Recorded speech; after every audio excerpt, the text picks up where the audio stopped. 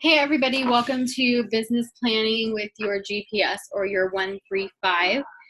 Today we are going to talk about the history of the GPS or 135, where it came from, what that is, and then we'll break it down, build out some goals. I'll walk you through an application that you can use, your priorities, your strategies, and then we'll make a commitment to our new business plan, and I'll walk you through some next steps that you can take on your 135. So the history of the GPS or the 135 comes from Gary Keller. I have a great story to share with you guys. When Gary Keller received an email one day, he opened it up and he saw a 13-page business plan.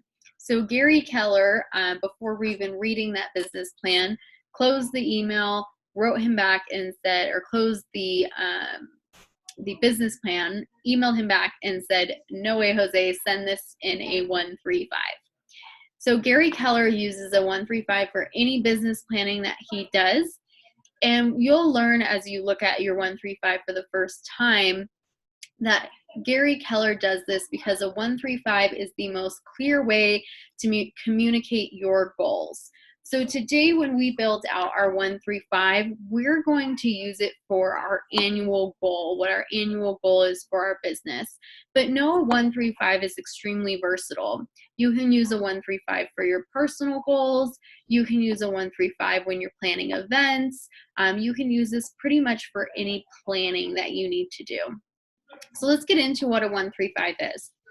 Your 135 is or 135, let's go after what that stands for. You have one goal, so that's your 1, 3 priorities or pillars, so that's your 3, and 5 strategies to complete those pillars, which is your 5. It's also known as a GPS, G for goals, P for pillars or priority, and S for strategies. So the first thing that we need to learn is in 5 years, my life would be amazing if blank happened. I want you to take a moment and write down in 5 years what would make your life amazing. Now, if you've watched our goals video, you have already completed this part and you're welcome to move forward. If you have not watched the goals video, we can do this quickly together. In 5 years, what would make your life amazing? I want you to write it in 2 categories. Personal, what would happen in 5 years personally for you that would make it amazing? And in your business, what would make it amazing life in 5 years if your business was at blank? Go ahead and take a few moments to dream about your 5-year goals, and then once you have that done, go ahead and click start. All right, now we're going to talk about that 5-year dream. What would it look like, or what do we need to do in 3 years in 3 years to hit that 5-year dream? So personally, where do we need to be in 3 years to live our 5-year dream? And personally, where do we need, or I'm sorry, in our business, where do we need to be in 3 years to hit our 5-year dream? Go ahead and write that down. Once you have it written down, go ahead and press play.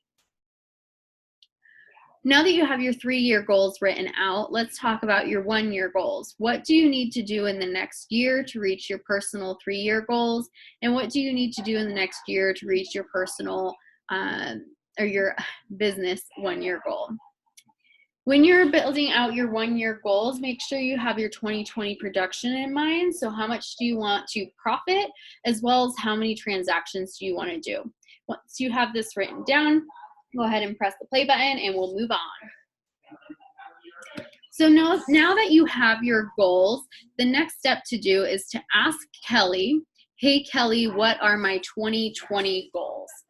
And when you ask Kelly what your 2020 goals are, it's going to pull up some information for you. So I'm going to type in here my Kelly app. What are my 2020 goals? And Kelly's going to tell me you don't have any 2020 goals, and you'll be able to see a button that says add my 2020 goals. So go ahead and add those, or click the button add 2020 goals. The first thing that you'll see on your Kelly application is your profit. So what we're going to do is fill out this Kelly app, and when we're done filling it out, we're going to have a clear idea of what we need to do to reach our goals. So the first question is profit. How much do you want to profit in the next year? Go ahead and click on the line and fill that out. Scroll down to taxes. Your next question is how much of the percentage should be taxes? 25% is safe to put in there. The next is your royalty cap, which is $3,000, and your company dollar cap, which is $18,000. Next is your monthly expenses. Think about your monthly expenses that you'll have in the next year: RE Colorado, CTME, your office fee, your board fees, maybe fees that it costs to list a home, photography, marketing, things of that nature. And what does that look like every month for you? Go ahead and add in those monthly expenses. Additional means should be none. Commission should be 3% on average, 2.8 for a buyer and 3.2 for a seller. Average is 3%. Average home price, you can do this one of two ways. If you have already sold some listings, have a business going, you may have an idea of what your average home price is based upon your pillars of business. If you don't know what your average home price is for your specific business, do know that the average home price right now in the Denver metro area is $500,000. Then you can choose how high seller focused you are. Ideally, according to the MREA, you should be 70% seller focused. Next, you'll take a look at your conversion rate, listings taken to listings closed. This means for all the listing agreements that you've gotten signed, how many of those will actually close. As a new agent, we see closer to a 70% conversion here probably. As we get a little bit more experience, we have a higher likelihood of closing for our clients, and so that would be closer to 80 or 90%. Our conversion rate for listing appointments to listings taken is next. So how many listing appointments do you need to go on in order to take that listing? New agents are closer to 50%. As you get more experience, you'll be able to push that number higher, up to 80, maybe even 90, maybe even 100%. So go ahead and fill that out for what works best for you. Once you're done, you'll be able to save your goals. And now you have an outline that you can just ask Kelly, what are my goals for this year? And it'll populate how many listing appointments you need to take in the next year, how many listing appointments you need to go on, how many listings you need to take, how many contracts you need to close, and the GCI that you need to obtain in order to reach that goal. So now that you have your goals clearly outlined, let's talk a little bit more about your 135. So we had first our number one goal. The second is the priorities or pillars, your three of your 135. When we're filling out our priorities or our pillars, the first thing that we should always keep in mind is that the easiest place to get business is from the people that we already know. This is our database. Now, your database can be as big as you allow your mind to think it to be. If you can think of every single person that you have ever spoke to, they should be in your database. And your goal is to build relationships with these people in the database, or solidify your relationships with these people in the database, and also share that you're in real estate.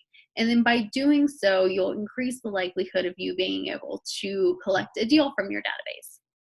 We'll talk more about this in strategies.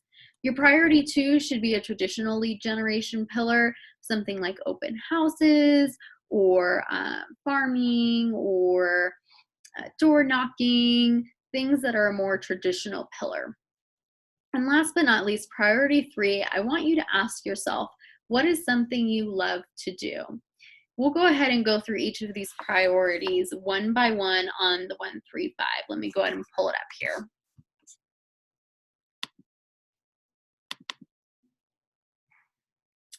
So first and foremost, our number one goal, we should put how many transactions we want to close. Okay, let's just say that I want to close 24 transactions or deals this year.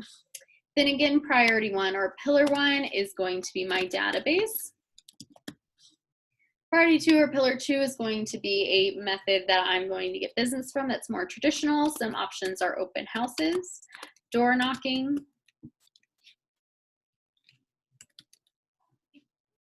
We could circle dial. If you're asking what circle dialing is, it is a system that you can use to call a specific neighborhood or geographical location.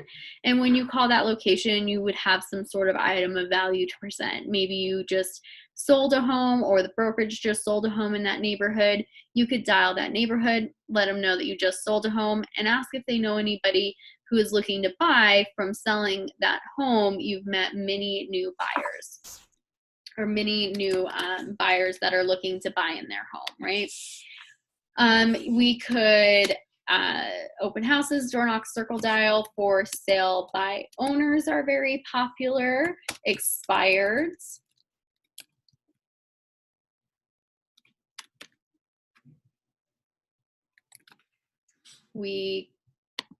Is another pillar of business in real estate we could go after. Some other pillars of real estate business that we could go after is building out a farm. And what a farm is taking the open houses, door knocking, circle dialing, events, and adding them all up together to a local geographical area to then be the known real estate agent in that area.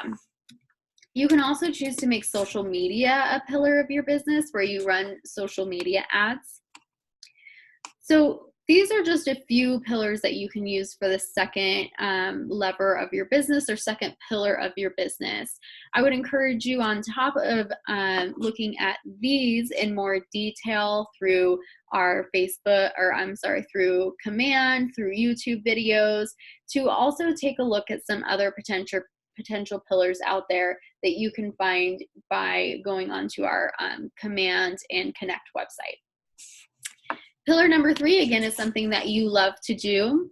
When you decide your third pillar, there's 2 questions that you must ask yourself. The first question is, can I do this on a weekly or regular basis? The thing that I love to do. So we have agents in the office who really enjoy hiking, who really enjoy camping, bike riding, who enjoy going to wine tastings, whatever that may be for you. Can you do that once a week? The second question is, that thing that you do love to do and that you're doing once a week, is there an opportunity to invite new people to it?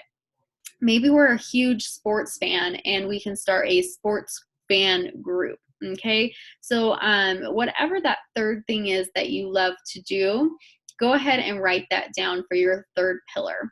I love to do yoga and to swim. Maybe you love to hike. Maybe you enjoy cars. Or maybe you just enjoy drinking some wine. Whatever that may be. After we build out our 3 pillars, the next step is to strategize how we are going to get business from those 3 pillars. We know if our goal is to get 24 deals, we have to find those 24 deals within these 3 pillars. So let's strategize. How are we going to find these 24 deals? The first thing when strategizing your business is to make sure that your goals are SMART: specific, measurable, achievable, relevant, and time-based. So we'll have very detailed strategies built out for these 3 pillars. Now, the great news is we have already built out the framework for your strategy with your database. What we know is that for every 10 people we have in our database, we should be able to get 1 piece of business. That means if we have 100 people in our database, 10 deals should come just from knowing 100 people. Now, that doesn't magically happen, and we have to build strategies around allowing that to happen. After lots of studies that Gary Keller has facilitated, we have learned that if you reach out to a client 33 times a year for 2 years, you'll be able to see that 1 to 10. So our goal is to make sure we build out a strategy as soon as possible for you to start reaching out to your sphere 33 times a year.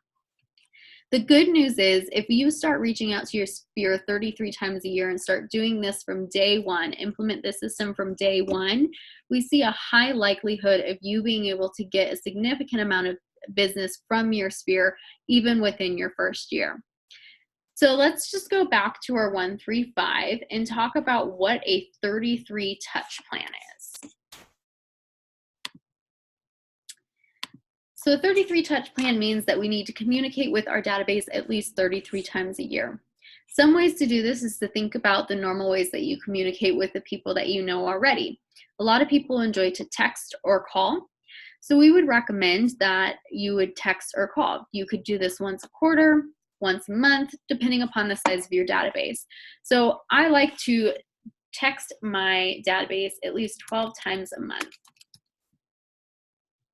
Or I'm sorry, at least 12 times a year. In these texts, I also build out a plan for what I'm going to say every month.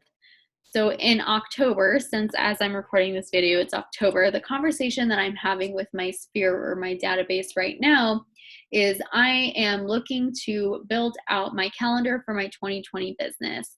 I only accept 5 clients at a time.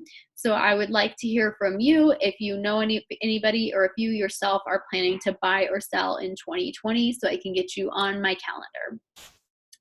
In November, I may send a happy Thanksgiving text, or I may send an invite to our Santa event that we hold in December. In December, I'm probably going to send that Merry Christmas text, or how about a New Year's text? I may help my database by sending a text for what are your New Year's resolution goals, and I'm looking for somebody to partner with to hold me accountable. Do you want to build a group to do that? And so I have a whole plan built out on what I'm going to say in each text, so I don't even have to think about it every month. I just send the text that I need to send. I try to mix this text up with things that are going on in my business and personal things that are going on. So I'll do personal touches in my text as well that just say personal touch for the month of February, and I'll get on their Facebook page, see what's going on in their lives, and send them a personal text about that.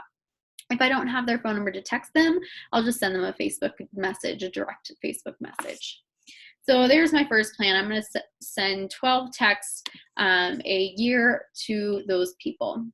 I also know that we provide great value with our landing pages, so I make sure that all of my clients or all of my database is getting emails for the landing page, and you do have to put a neighborhood in for the landing page. When I do a landing page, if I don't have their personal address, I'll just put the area that I know them from. So if we went to high school together, I send them a search on the area of high school and then ask them if they'd want me to refine that search. These landing pages you can build out in Command. They are ready for you, and so it's no work for you. You just set up what's called a campaign in your landing pages, or a smart plan, I'm sorry. Set up a smart plan, and right here on our screen, let me make this a little bit bigger, you can see Command allows us to do a monthly neighborhood nurture. The other thing that Command does for us is a quarterly call plan. So as well as my text messages that I'm going to send out every month, how about I want to call them every quarter as well. Again, you get to make up your own, so if you don't enjoy calling every quarter, you can do something else, but I'm going to go ahead and do 4 calls. I know Command will prompt me on that call, so I don't even have to think about it. I just set this smart plan up for my client, and then Command will remind me to give them a call every quarter. Command also does a birthday campaign right now, and so it is a 4-touch campaign. So I'm going to also leverage that so I don't have to think about it, and I'm going to put in 4 touches for birthday wishes.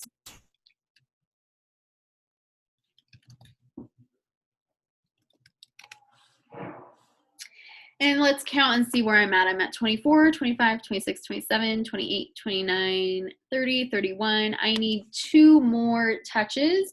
And so Keller Williams holds 2 events for the office. And that is an Easter Bunny event in the spring, which we're thinking about revamping to a summer barbecue. And then the other one is a Santa event in December. So here I have my 33 touch for my pillar of my database, and many of these touches are already going to be doing. Command is going to be doing all the hard work for me, either sending out those touches or reminding me of when I need to do those touches. After I do this well for 2 years, imagine how much more or how many more clients I can get depending upon how big my database is, right? If I have 30 people in my data or 300 people in my database, I now have the opportunity for 30 deals just from doing this, from texting 12 times, 12 landing pages, 4 calls, 4 happy birthday wishes, or 4 steps to a happy birthday wish, I should say, and 2 Keller Williams events. So go check out our Command Smart Plan so you too can leverage this to build out a great 33 touch campaign. And soon to come are customizable 33 touch campaigns that you'll be able to do your whole touch campaign in Command. Pillar 2, if you choose to do open houses, door knocking, circle dialing, FSBOs, expired farms, events, or social media, no matter what you choose, or maybe even something that's not on this list, you'll need to build out 5 strategies around that are smart strategies. I like to choose farm because it offers open house, door knocking, and circle dialing all in one location. So just to build out some ideas for a strategy, if I'm going to farm a neighborhood, I know consistency is key. So I'm going to door knock at least every quarter. So that means 4 times a year, door knock.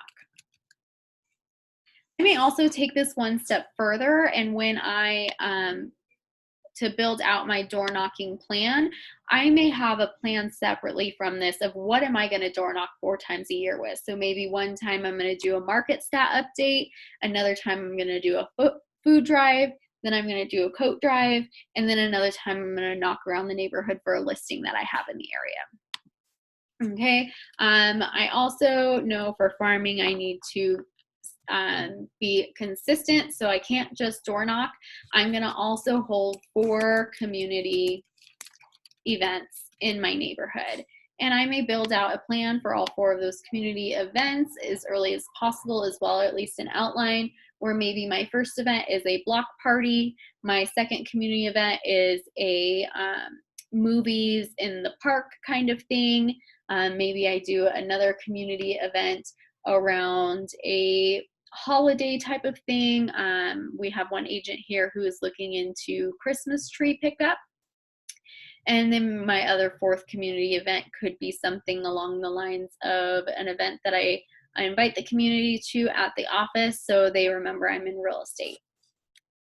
My next strategy could be to circle dial. So maybe every quarter, so 4 times a year, I call my neighborhood and I'm either calling them about a listing that I have in the neighborhood, 4 times a year, calling about an open house that I have in the neighborhood, about market changes in the neighborhood, or about how I can offer them the opportunity to refinance with no lender fees or no closing costs. And we do that through Keller Mortgage. Strategy 4, maybe my goal is to hold 4, or let's call it 10 open houses a year in the neighborhood. Okay, so that's almost 1 a month that I'm holding. Maybe my goal is to hold even more than that. And then my last strategy, perhaps my last strategy would be, let's see, we're door knocking, we're doing community events. Maybe 4 times a year I'm sending out marketing flyers.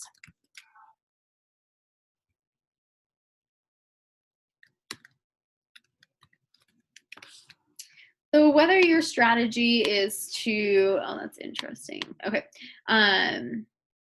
Whether your strategy is to farm, to door knock, whatever it may be, you get the understanding a year.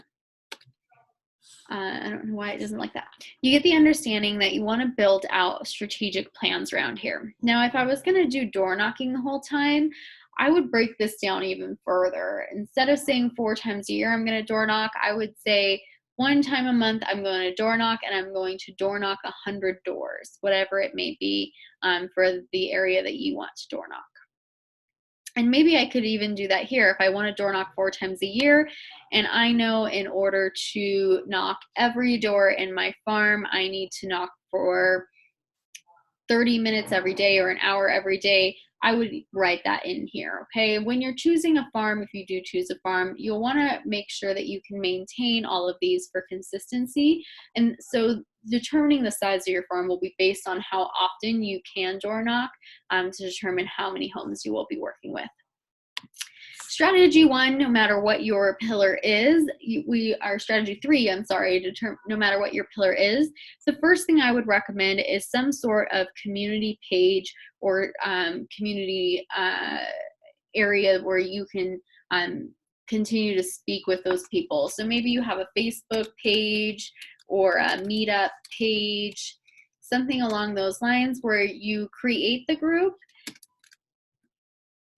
And then you also post regularly on that group. So post 1 time a day on the page. Another strategy could be for the actual meetup. So 1 time a week, meet up, and encourage them to bring a new friend every time. Goal for 3 new people each time. Maybe you have another strategy where you're going to send them a monthly newsletter. Depending upon what you're interested in, that monthly newsletter can just be about that interest. Maybe you want to, maybe you're very passionate about yoga. In a monthly newsletter, you can send new findings on yoga and health. Strategy 4, monthly newsletter.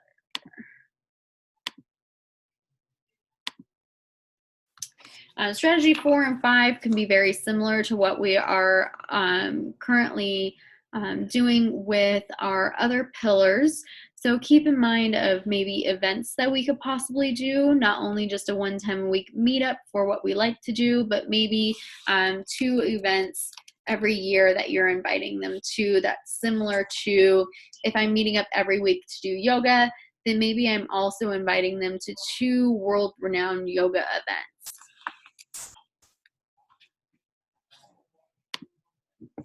And strategy 5 can be something along the lines of maybe every new member that you meet, your goal is to take each one of them out to a lunch outside of that. So a lunch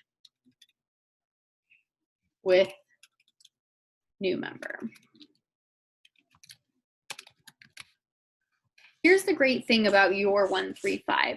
Today I gave you some ideas on how you are going to collect the deals that you want to collect in your next year of business. But you really get to decide how you are going to do this. It's completely up to you. Now your database, you get to decide how you're going to touch them 33 times. Your second pillar, your traditional real estate pillar, you get to decide what you enjoy to do in that pillar and do that regularly. Maybe you love events more than you love calling. So maybe you do more events than you do calling. Maybe you enjoy open houses more than you do creating a flyer. So maybe you do more open houses and flyers. It's completely up to you. And then priority 3 is just something that you love to do, which who gets to say that while they're at work, they're doing what they love to do? Some people, but not a lot. You get to say it. So that's pretty cool. So now that you have your 135 outlined, the goal is to stay committed to this 135. What we know is with a business plan, it takes about 90 days to discover if it's really useful, if it actually works. So I ask for you to commit to this business plan for at least 90 days. To commit to this business plan for 90 days, I would first ask you to create some successful habits. So every day, write down your 135. Write down, or every week, write down your 135. Make a habit out of keeping your 135 in front of you. Another successful habit is when you go to a class or at an education event about your business, bring your 135 with you. Then you have a clear vision on what information is important to the success of your business and what information is irrelevant to the success of your business. As you're listening to that educator, you should have your 135 next to you, and you'll start to hear them talking about maybe open houses, and maybe a pillar of yours is open houses. Then you know to really start to look at your business plan and identify opportunities where you can make that an even better plan from open houses. Maybe at this educational event, they start talking about farming. Maybe farming isn't a part of your business plan. Then you know that this may not be very relevant to what you have in your goals in your business plan, and you may choose not to not to add any of that into your new business plan. The other thing to do is to be accountable to people. So you want a personal accountability partner, somebody at home, maybe a family, a friend, um, somebody who you can feel comfortable asking to hold you accountable to this new plan. You also want a peer-to-peer accountability partner. So this is a person that is in a similar position as you are in their business that understands the place that you're in. And then last but not least, you want a mentor accountability partner, somebody who has been doing maybe one or all of these pillars and can help support you in critiquing and advancing your plan. Focus on the small victories. So after you've built out your 135, give yourself a pat on the back because that is a victory. Then when you start looking at the actionable items on your 135, give yourself another pat on the back when you do them. Maybe you need to create a group for your third pillar. When you do that, make sure you focus on that victory. And then last but not least is a call to action. Make sure that you are using this 135 on a regular basis and that you're breaking it down to a weekly activity. Now, if you're asking, how do I break down this 135 into weekly or daily activities? I have the answer for you, and it's called a 411. On Thursday, October 24th of 2019, Tyler Shields will be teaching a 411 class, and he will walk you through how to take your business plan and break it down into an annual, monthly, and weekly goal and your daily activities that you should be doing to reach those goals. If it is past Thursday, October 21st or 24th of 2019, not a worry at all. We will have a digital version of a 411 class that you can take advantage of, or you can reach out to myself, Jackie, or any other leaders in the Market Center, and we'd be happy to show you how to build out a 411. Also, from our goal setting class, if you have not listened to that class yet too, I would highly recommend getting over to our YouTube page and listening to that class as well. From that class, you had created an MVVVP. If you haven't finished that yet, I highly encourage to finish your MVVVP. This will help you identify your brand for your business so you can continue to push forward on your dreams. And last but not least, take a moment to create a personal 135. So we built out goals for our personal self, and let's build out a plan on how we're going to achieve those goals by using the same steps that we used for our business 135. Thank you guys for tuning in. If you have any questions, comments, concerns, I am always here. Give me a call, shoot me a text, or shoot me an email, and I'm happy to answer any questions that you may have. Thanks for listening.